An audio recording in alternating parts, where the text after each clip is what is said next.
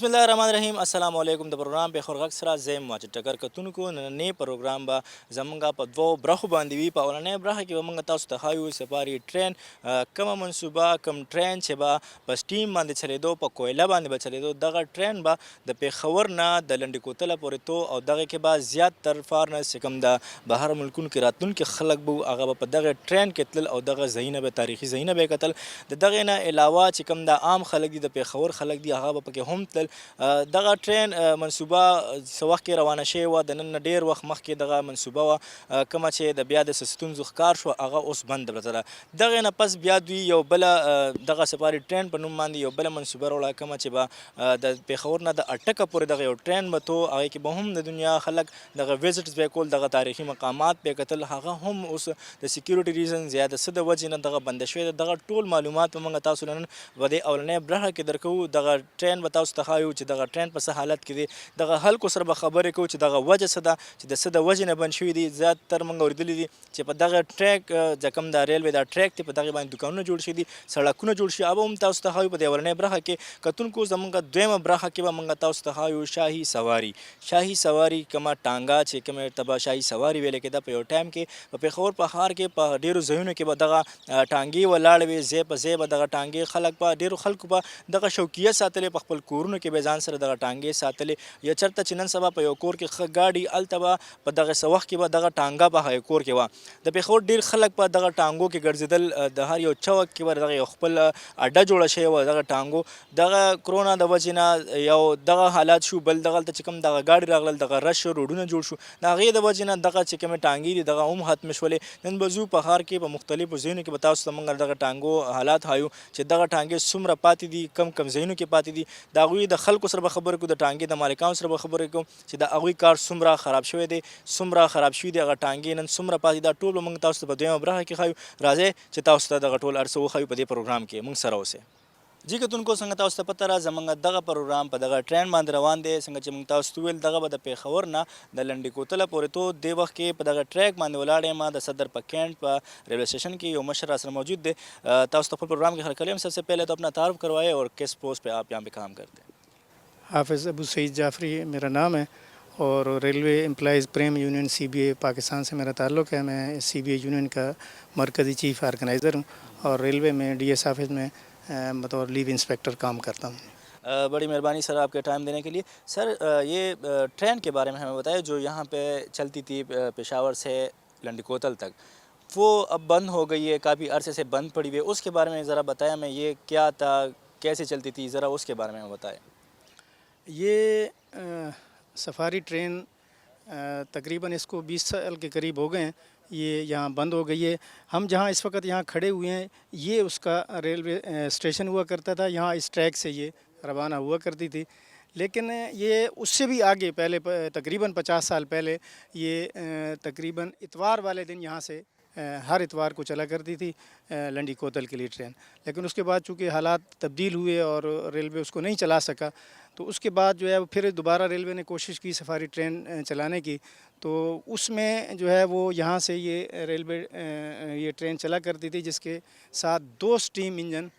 ہوتے تھے جو اس کو لے کر جایا کرتے تھے. اور اس میں بڑی تعداد میں سیاح بڑی تعداد میں آیا کرتے تھے اور باہر سے فارنر صرف یہ دیکھنے کے لیے، کیونکہ یہ دنیا کے عجوبوں میں سے ایک عجوبہ تھا جو پشاور سے لے کے لنڈی کوتل تک جو اس زمانے میں 1800 سمتھنگ میں جو ٹریک بنایا گیا اس کو دیکھنے کے لیے فارنر آیا کرتے تھے اور بڑی تعداد میں آیا کرتے تھے. لیکن پتہ نہیں ناگزیر وجوہات کی بنا پر کچھ سمجھ نہیں آئی کہ اس کے 20 سال پہلے تقریباً یہ ریل یہاں سے چلنا بند ہو گئی. اور ایک اور میں آپ کو بتاؤں کہ میرے خیال میں یہ واحد ریلوے ٹریک ہے جو کسی بھی ایئرپورٹ سے گزرتا ہے. پشاور سے لے کے لنڈی کوتل تک یہ ٹریک جو ہے وہ ہمارا جو ایئرپورٹ ہے پشاور کا اس سے بھی گزر کے وہ جایا کرتا تھا. سر جیسے آپ بات کر رہے ہیں مشکلات تو ان کو پہلے سے تھی. جب ہم نے اس کو دیکھا، اس کو سرچ کیا تو انہوں نے کہا وہاں پہ لکھا ہوا تھا کہ جب یہ ٹرین چلتی تھی تو 1 ہفتہ پہلے ایئرپورٹ سے ان کو پرمیشن لینی ہوتی تھی. تو یہ پرابلمس تو اس ٹائم بھی تھے لیکن ابھی تو وہ بند ہو گئی ہے. تو کچھ پلان ہے ان کا دوبارہ کھولنے کا؟ دیکھیں باتیں تو سننے میں آتی رہتی ہیں کہ دوبارہ چلانے کی یہ کوشش کر رہے ہیں. کہ اس کو بحال کیا جائے. وہ ٹریک کی وہ تو بات آپ کی بالکل ٹھیک ہے کہ وہ ایئرپورٹ سے ایک ہفتہ پہلے بلکہ ان سے جو ہے نا وہ کافی عرصہ پہلے وہ رابطے میں رہتے تھے اور پھر ڈیٹ دیا کرتے تھے, پھر اس ڈیٹ کو وہاں سے وہ ٹرین گزرا کرتی تھی. تو اب جو ہے وہ اب اس میں اور قسم کے مختلف آ گئے, چونکہ ٹریک کافی جگہ سے لوز بھی کر چکا ہے اور وہاں بھی جو ہے وہ لنڈی کوتل سائڈ پہ بھی وہ ٹریک جو ہے وہ کافی خراب ہو چکا ہے, جس کی وجہ سے اب جو ہے وہ ان کے لیے ظاہر ہے چلانے کے لیے حکومت کے ہر دور میں یہ بات سننے میں آتی رہی ہے کہ سفاری ٹرین چلائیں گے, لیکن تاحال جو ہے وہ نہیں چل سکی ہے. اچھا سر, ذرا ہمیں یہ بھی بتایا کہ کون سے دن پہ کوئی خاص دن اس کا ہوا کرتا تھا, اس دن چلتی تھی کہ نہیں عام دنوں میں بھی یہ چلتی تھی؟ نہیں, عام دنوں میں یہ ٹرین نہیں چلتی تھی, بلکہ جب سفاری ٹرین یہ یہاں سے چلنے لگی ہے تو پھر اس پہ باقاعدہ اس کا وہ دیکھتے تھے کہ کتنے افراد جو ہے وہ فارنر آ گئے ہیں. ان کے لیے باقاعدہ انہوں نے یہاں کچھ کاؤنٹر رکھا ہوا تھا جس پہ وہ طے کرتے تھے کہ فلاں ڈیٹ کو جو ہے وہ چلتی ہے. یعنی وہ روزانہ کی بنیاد پہ نہیں تھی, نہ دن تھے مخصوص, لیکن وہ چلا کرتی تھی. جب وہ ارینج کر لیتے تھے کہ اتنے فارنر اس میں ہیں تو اس حساب سے. کچھ اندازہ ہے کہ اس میں کتنے لوگ جا سکتے تھے اور کتنا کرایہ تھا, کتنا تھا ٹکٹ کا حساب تھا, یا کیا تھا, ذرا وہ بھی ہمیں بتائیں. اب مجھے ایگزیکٹ اس طریقے سے یاد تو نہیں ہے, آپ آگے جا کے دیکھیں گے تو ان کی یہاں سفاری ٹرین یہاں وہ کھڑی ہوئی ہے. تو میرے خیال میں وہ 1000 روپے سم تھنگ تھا اس وقت, 20 سال پہلے یہ لیا کرتے تھے لنڈی کوتل تک کا. کتنا ضروری ہے اس کو دوبارہ اوپن کرنا, اس ٹرین کو دوبارہ اس پٹری پہ چلنا؟ دیکھیں, کمرشلی تو اگر آپ یہ سمجھیں کہ اگر یہ کہیں کہ یہ ریلوے کے کسی فائدے میں جائے گی تو وہ اس طریقے سے ممکن نہیں ہے, کہ ظاہر ہے وہ مخصوص ایام میں چلتی ہے.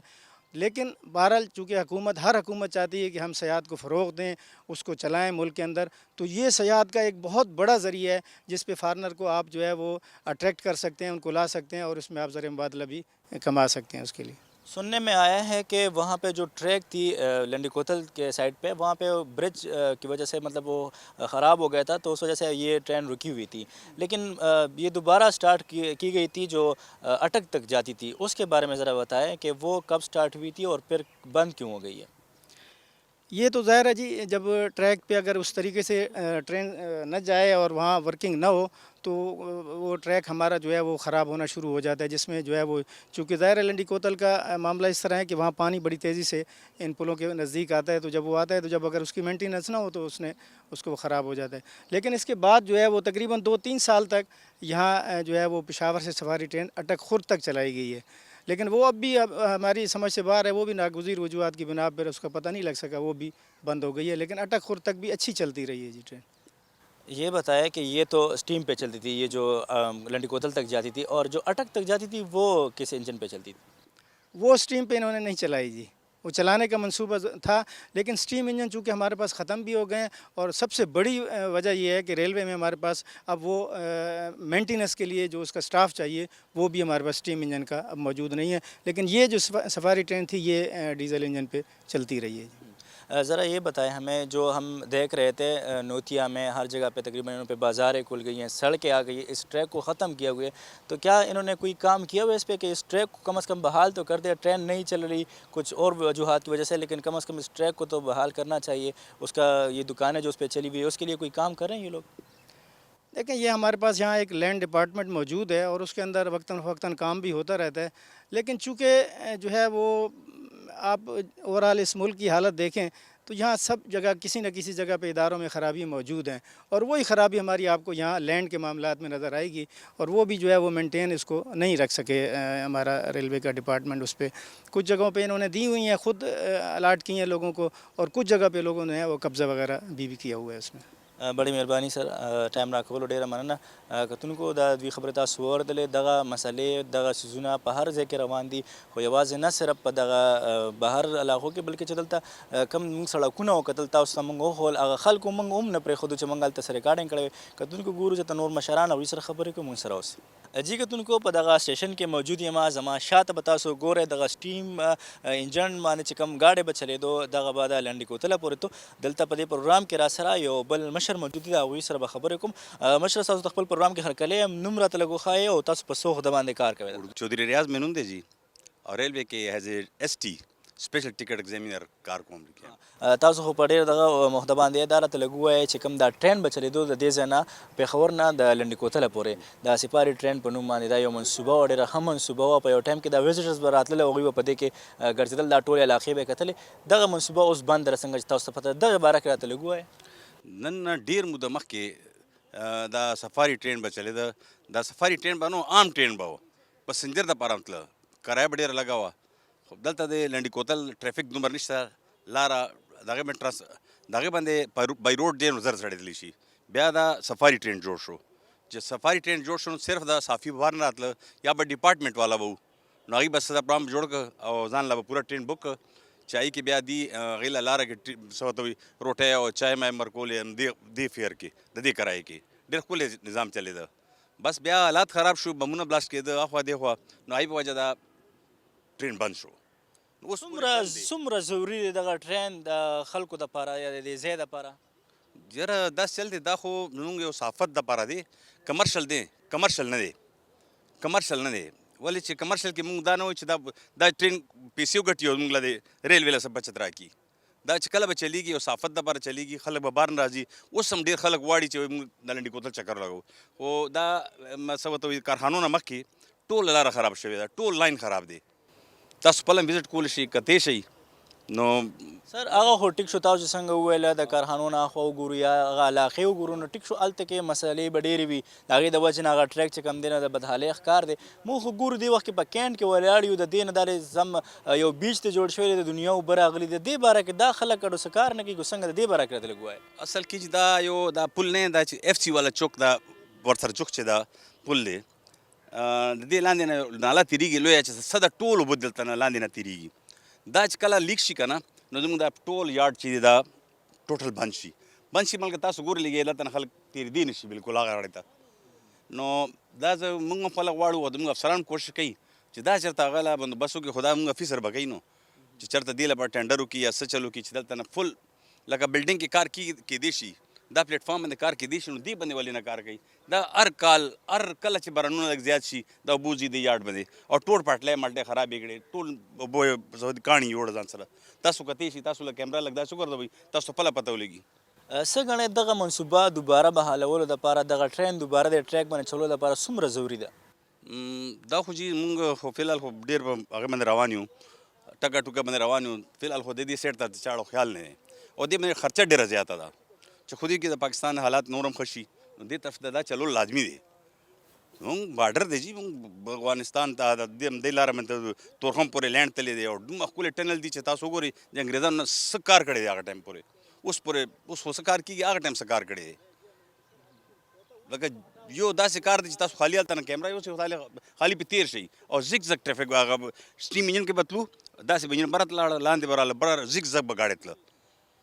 او ډېر مزه به کوله فارنه به راته د لاره کې سټیشن دي شیګي سټیشن او دا نور سټیشن هلته به د چای مې بندوبست به کېده اوس خو بالکل سیستم ختم دی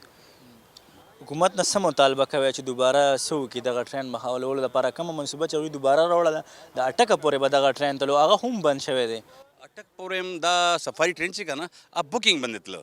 سپیشل ټرین نو دا کله چې د هغې بوکینګ کېده که نه نو زموږ به بوکینګ وشو نو دلته نه خلک به راله 150 کسان به راله هغوی به ټرافیک دا زموږ ټرین هایر کړ نو دا ټرین دلته نه وي دا سفاري ټرین د بل سټیشن راځي دلته بیا به دا ټرین ته اټک پورې د خپل اوس هم تاسو دا ټرافیک د سفاري ټرین دی د دې بوکینګ کولی شئ که تاسو کم از کم 1.5 کسان پوره شئ او راشي دلته او زموږ کمرشل کې د هغې ریټ پروت دی مطلب په سپیشل بوکینګ باندې کېږي مطلب اوس هم روان دی خو لکه صرف په سپیشل بوکینګ دی عام خلکو دپاره نه دی عام نشته جی عام نشته او سټیم انجن نن سبا کار نشته سټیم انجن به څو سټیچو پرات دلته موږ درولي هر سټیشن کې سټیچو درولې سټیم انجن مطلب دغه انجنونه اوس د هیڅ کار نه دي انجن اوس هیڅ کار نه دی بالکل اوس فلحال هغه دی هسې ولاړ دي موږ سره ولاړ دي دا ډېر ښه اوس هم ورسره میکینیکل خلک شته ورسره سټارټولی شي چې دوی غواړي سټارټولی شي مطلب دغه چې کوم دغه خلک وو دغه چې کوم امپلایز وو دغه سټیم انجن دپاره چې خپل مکینیکان وو هغه اوس هم شته خو لا اوسه پورې هغوی کار نشته نو هغوی څه کوي اوس هغوی نور نوي انجن دي هغوی نور لکه پړه لیکه هلکان اوس راله پکې او ډېر مزدار هغه شو څو ډېر ښکلي انجن دي چاینه انجن راغلي دي او ډېر سپیډ والا انجن دي دا اوس ټیم یې زوړ هغه وکړه نو دا خو موږ چې چلو نو داسې دی لکه انټیکس غونډې چلول شي. ډیره مننه تاسو له ټایم راکولو کتونکو خبرې تاسو ور دي ګورو د نورو خلکو سره خبرې کوو موږ سره اوس جی کتونکو په پروګرام کې را سره بل مشر موجود وروره نوم د څه دی او د کم ځای نه دی زما نوم دی ډاکټر خیرالابرار یوسفزی زما تعلق د صوابۍ سره دی خپل پروګرام کې د هرکلی امرو لږ راته دغه ټرین باره کې وایي کم چې به د پېښور نه دغه لنډۍ کوتله پورې دغه یو منصوبه وه دغه ټرین به تو دغه باره کې راته لږ ووایه دغه نن سبا ولاړ دی څه وایې څومره ضروري ده نو دې باره کې خو دا چې دا څنګه زموږ د ملک نور تاریخي ورثې دي دغسې دا هم زموږ تاریخي یو ورثه ده خو چونکې د بدقسمتۍ وجې نه چې کوم دی نو دا ټرین ختم شوی دی په دې ټرین په ذریعه باندې چې کوم دی نو د فارنر به هم راتلل هغوی به دې خوا د علاقو ته چې کوم دی نو وزټس کو سیاحت په دې خوا چکر له به تلل زموږ ملکي خلک به هم دې خوا تلل چکرو له به تلو چونکې زموږ دغه علاقې چې دي نو ډېر زیات د هغې خوبصورتي ده ټوله قدرتي خوبصورتي ده مصنوعي آرټیفیشل پکې څه نشته نو دغه خوبصورتي نو دې لپاره به خلک راتلل او چونکې دا اوس ټرین ختم شو نو دا هم زموږ ملک دپاره یو ډېر لوی نقصان دی زموږ چونکې د سیاحت دپاره ټوریزم دپاره چې کوم دی نو ټول ګورنمنټ چې کوم ګورنمنټ هم راشي نو هغوی د دې لپاره کوششونه کوي خو چونکې زه به دا ووایم چې زموږ دا کوم پی ټي آی ګورنمنټ دی نو دوی د ټوریزم دپاره ډېر زیات زور لګولو چې ټوریزم به موږ خامخا دې دپاره خصوصي دغه کوو خو لا تر اوسه پورې داسې څه موږ ونه لیدل نو پکار دا دی چې حکومت له چې دا هم یو تاریخي ورثه ده دا زموږ ختمه نه شي او دا یې دوباره بحال کړی شي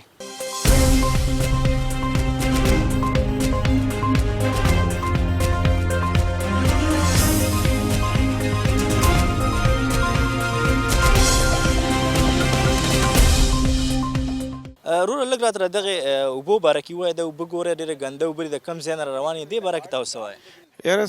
سر دا خو داسې ده چې دا خو ګوره زموږ حکومت کې دی او د یا ډپارټمنټ والو حکومت خاص کر به موږ دې کې والو چې دې سره زموږ د عوامو ډېر زیات فکر دی د هغوی د صحت او د غذایي دغه ډېر زیات خیال ساتي نو په دې وجه دې ځای کې یو تالاب جوړ کړو چېرې دې کې به دا غریبانان خلک دي دوی به پکې ځان له میان نیسي نو که دا تاسو ورته لږ وښولو دا یو تالاب دی ښه مزېناکه دوی پکې پورې راپورې په کشتو باندې وځي راوځي نو دا شی دی تاسو ورته کتی شی دی کې ماشاءالله ډېر ښکلې میان هم پکې دغه دي او په هغې نه علاوه چې کوم دی نو د ډینګي ماشي د ملیریا ماشي دا ټول دې کې موجود دي دا خو را روانه ګرمي ده او دغه څیزونه د هغې دپاره بالکل اړو پکار نه ده چې داسې د اوبه ډنډ ولاړ دي دا خو دلته ولاړ دي د دې دپاره څه شته څه پلان د دوی شته چې دا به ختمې کړي په دې یو څو ورځو کې یا میاشتو کې نو بس ما ته خو دا پلان ښکاري کیدای شي چې وړي له دا نور هم زیاتې شوي د دې نه خو ما ته سیوا پلان د دې نه ښکاري واو دا زموږ ملک چې کوم 350 ډیمونه دي په هغې کې یو ډیم دام دی جي او البته کیدای شي دې ته دې نه څه بجلی څه پروګرام کوي ځکه چې موږ ته خو دې نور څه دغه نه ښکاري نه هغه عمران خان وایي چې تبدیلي راله نو واقعي چې راغلې ده حکومت نه څه مطالبه کوئ نو حکومت نه نور څومره مطالبې وکړي هغوی خپله چې کوم دی په خپلو دغه مسلو کې نښتي دي هغوی خو وایي چې بس دا چور دی او دا دا دی او دا دا دی نو هغوی نه خو څه مطالبه کېږي نه ځکه چې هغوی وایي ډپارټمنټ نو زه خو به دا ووایم چې په دې 2.5 سال د دې وشو په دې 2.5 کاله کې یو ډپارټمنټ هم که دې مثال خبر هغې کې فرق راغلی وي نو موږ به وایو چې او واقعي چې دې ډپارټمنټ کړی نو پاکستان کې خو چې اوسه پورې 16 ډپارټمنټ اوسه پورې یو هم نه دی سم شوی یو څه ته وایي حالان کې که موږ ریلوې ته وګورو نو ریلوې زموږ په دنیا کې چې وګورئ د ټولو نه سیف سواري چې کوم ده هغه ریلوې ده او زموږ په ملک کې چې کوم دی ټولو نه خطرناکه سواري چې ده ریلوې ده ښه که مثال کې طور باندې یو مریض پکې ته بوځئ سلیپر دغه والا والی یا اے سی والا والی خو هغې کې ته مریض نشي بوتلی ځکه چې مریض کینې هغه ګړبار او هغه درزاري که هغه دړه مریض نه وي نو هم دړه مریض شي نو دا حالات دي دې کې به موږ څه ووایو نور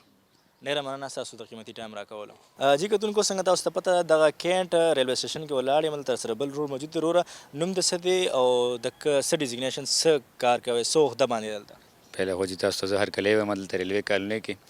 خالد محمود زما نوم دی او په ریلوې کې زه ایز الکټریکل ایگزامینر کار کوم الکټریکل ډپارټمنټ کې خپل پروګرام کې د هرکلی یم وروره دلته راته دا ووایه چې دغه یو منصوبه وه کومه چې به د پېښور نه به دغه ټرین به تو دغه لنډۍ کوتله پورې دغه نن سبا بنده پرته ده وجه څه ده څنګه چې د دې نوم نه ظاهره ده که نه سفاري ټرین دا د ټوریزم دپاره یو پلانینګ او هغه ټایم هم دا مختلف فارنرز به راتلل او دې کې به ټور ته تلل لنډۍ کوتل ته تورخم ته دغه شان نورو سټیشنو ته او نن چې بدقسمتۍ سره هغه بند ده نو یو خو سیکیورټي ریزنز پکې منځ کې راغلل دی افغان وار نه پس بیا دغه شو بند شو او نن چې کوم دی نو هغه ټیکنیکل ریزن دي ځکه چې میبي زه دا خبره کومه کیدای شي دا ټیک هم ني ګورمنټ هغه شان توجه نه ورکوي چې څنګه پکار ده چونکې دا د ریل هغه اساسي دي چې دا مینټین ساتل پکار دي. د دې ته مینټیننس ضرورت پریوزي، دې ته روا دوا کولو ضرورت پریوزي. ټوریزم یو اټریکشن دی د ریل، چې دا اټریکشن وي نو ریل ته خلک توجه ورکوي، دې ته به فارنرز راځي توجه ورکوي، دا د ریونیو ذریعه جوړېدی شي، د ټوریزم ذریعه جوړېدی شي. نو لہٰذا دا او بیا د دې دننه کنډیشن دونه ښکلی چې هغه بذات خود یو اټریکشن جوړوي. که دې کې نن هم هغه فارنرز راشي او دا روا دوا شي نو زموږ د ریلوې هغه توجه چې کومه ده هغه په ټولې دنیا کې خوره شي. نو حکومت ته پکار چې دې ته توجه ورکړي او د دې مینټیننس وکړي او دې لپاره سپیشلی دا ټریک چې کوم دی تاسو به کتلی هم وي، دا ټریک تقریبا ډسټنس موږ ځای په ځای وکتل دغه ټریک خو هلته خو بیخي ختم دی چې کوم اخوا علاقه ده د کارخانو نه هغه سایډ پاټک نه اخوا هلته خو بالکل ختمه ده، ځینې ځای کې شته هم نه بیخي شته نه. خو موږ خو د پېښور خبرې وکړو نو په پېښور کې هم په ځینو ځایونو کې په دې باندې سړکونه جوړ شوي دي، باقاعده پې دوکانونه جوړ شوي دي. هغې باره کې څه وایي؟ نو تاسو ته وجې پته ده میډیا پرسنز یې په پاکستان کې یو مصیبت دی مافیا هر ځای کې قبضه مافیا شته، لکه هغه په هر ډپارټمنټ کې شته. دغه شان زموږ په ریل کې هم بدقسمتۍ سره مافیاز دي د پرایویټ ګروپس، نو هغوی په دې ځمکو باندې قبضې هم کړي وي. نو هغې خلاف چې کوم دی انټي انکروچمنټ اپریشنز هم مختلف اوقات کې کېږي، خو چونکې هغه دونه مؤثر نی مؤثر ځکه نی چې یاره د دې کرپشن او د دغه د کیسې په هر ځای کې شته. بدقسمتۍ سره زموږ په ډپارټمنټ کې هم داسې هغه کالي بیډ داسې مګر مچان شته دی؟ بالکل شته جي، کالي بیډ شته چې هغه هغوی سره میله وي او د هغوی په ملي بګت باندې دا ځمکې زموږ نه ځي. نو دا ټریک هم پکې راځي. ریسنټلی تاسو وګورئ په کراچۍ کې KCR منصوبه چلون د هغوی هغه ټریک بالکل ختم و. حکومت ډېر په زور باندې او ډېر په دغه باندې هغه ټریک وزګار کو او هغوی بیا روا دوا دوباره یې بحال کو، خو بیا هم هغه مزه لا نشته چې څه کومه پکار ده. دلته هم هغه شان سختي پکار ده چې یاره حکومت راوچت شي او د انټي انکروچمنټ هغه د پریشر او هغه دباو سره وکړي چې دا قبضه مافیا ختم شي دلته نه. دغه خو د هغه خبرې دي چې کوم موږ د دې سټیشن نه بهر خبرې کوو. دې وخت کې به زه تاسو ته وایم د سوال نه مخکې به علي عباس ته زه دا وایم چې علي عباس لږ زموږ کتونکو ته وښایه دا چې کوم بیچ جوړ دی په دې کې دا د مایانو ساتلو دپاره جوړ کړی دی او که دا څه کیسه ده دا ټریک بالکل ختم دی دلته کې. د دې باره کې څه وایې؟ دغه خو زه ټیک شو بهر دي د چا پام کې به نه چا نظر به ورته نه، دا خو بالکل دا سټیشن کې دننه حالات دي. موږ دې وخت کې دننه ولاړ یو او دغه بیچ جوړ شوی دی. دې باره کې به زه دا وایم چې دا زموږ خپله ناهیلي ده. یعنی دا اوبه د ریل د کوارټر اوبه نه دي، دا زموږ د کالونۍ نه بار د نوتیې او د صدر او دغه اوبه دي. نه اوبه خو پرمیشن نه اخلي چې یاره موږ دلته دننه شو که دننه شو، دغه خو یوه بله قصه ده. خو د دې دپاره خامخا انتظام خو پکار دی. همدا زه وایم ما تاسو ته دا زموږ خپله ناهیلي ده. دې دپاره فنډ هم مختص شوی دی، بار بار دې دپاره کنسټرکشنز هم کېږي، نالې سیوریج سیسټم هم جوړ شوی دی، خو هغه نالې یا هغه شان جوړ شوي نه دي څنګه پکار دي او یا جوړېدو کوشش چا نه دی کړی. نن زموږ دا حل دی چې دا د ډینګو کې اوسېږو، ملیریا کې هم اوسېږو، زموږ په کالونو کې زموږ کالونۍ دا تاسو خو بیا هم په پلیټ فارم ولاړ یې، که تاسو ښکته کالونۍ ته لاړ شئ نو هغه بالکل مکمل یو تالاب غونډه کې سیستم پیش کوي. که یو ورځ باران هم وشي که نه نو زموږ په کوارټرو کې بیا ګوډې ګوډې واټر والا کاري. نو موږ هغه جنولي نن هم شته چې زموږ په کوارټرو کې بیا د ګوډو پورې اوبه ولاړ دي، زموږ سامانونه پکې غرق شي، زموږ بچي پکې چې کوم دی نو هغه بیماران شي. نو دا زه وایم دا زموږ خپل د ډپارټمنټ ناهیلي ده چې موږ خپل کالونیانې هغه شان سکیور نه کړی کې څنګه چې کنټونمنټ والو کې یا آرمي والو کې یا نور ډپارټمنټو کې. زه خو راغلی وم چې په دې پروګرام باندې چېرې زه به دا پروګرام وکړم چې دا کوم سفاري ټرین دی کومه چې د دې ځای نه به لنډې کوتل ته تو زموږ کوشش دا و چې موږ به د خپل مشرق ټي وي په دغه سکرین باندې دغه حکومتي چارواکو ته دغه وښایو چې تاسو دغه ټرین یو پیره بیا شروع کړئ، ځکه چې هغه اوس هم په ډېر ښه حالت کې دی. خو چې زه دلته کې راغلم نو دا قصه خو څه بدله غونډه کړې دلته کې چې کوم اوبه ولاړې دي کوم